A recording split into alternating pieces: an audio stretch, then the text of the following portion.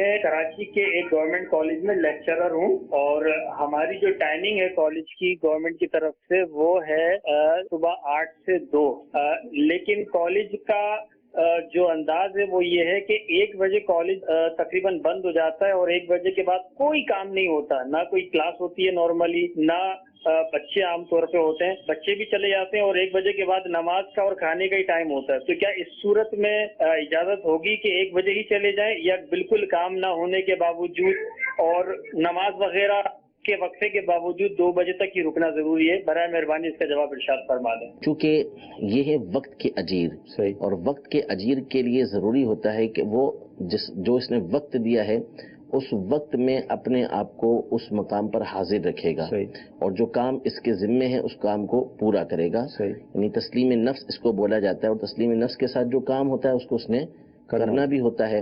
تو اب یہ چونکہ وقت کے اجیر ہیں، وقت کے ملازم ہیں، تو جو وقت ان کا مقرر ہے یعنی 8 سے 2 بجے تک، تو یہ انہوں نے ظاہر سی بات ہے کہ پورے کا پورا دینا ہے۔